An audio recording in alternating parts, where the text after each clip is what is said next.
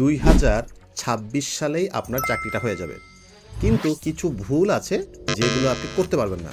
না, আপনাকে কাউকে দিয়ে সিভি লেখাতে হবে না, কারণ ChatGPT অনেক ভালো সিভি লেখে।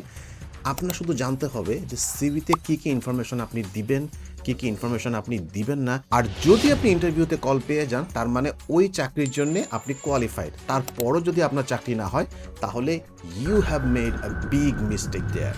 চাকরির ইন্টারভিউতে কোন ভুলগুলো করার কারণে আমাদের চাকরিটা হয় না, সেটা আমরা অনেকে বুঝতেও পারি না। ইন্টারভিউ থেকে বের হওয়ার পরে আমার কাছে মনে হয় যে ইন্টারভিউটা ভালো হয়েছে, কিন্তু আর কল আসে না।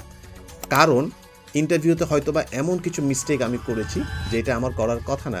আসলে যারা ইন্টারভিউ বোর্ডে বসে থাকে, তারা আসলে আপনাকে ইন্টারভিউ টেকনিক শেখানোর জন্য বসে নাই। তারা কখনোই আপনার ভুলগুলো আপনাকে ধরিয়ে দিবে না। আমরা চাকরিতে প্রবেশ করার আগেই আসলে ইন্টারভিউ কীভাবে দিতে হয় তার উপরে ট্রেনিং করেছিলাম, যেটা আমাদের লাইফে অনেক হেল্প করেছে ইনিশিয়ালি আমাদের চাকরিগুলো পাওয়ার জন্য।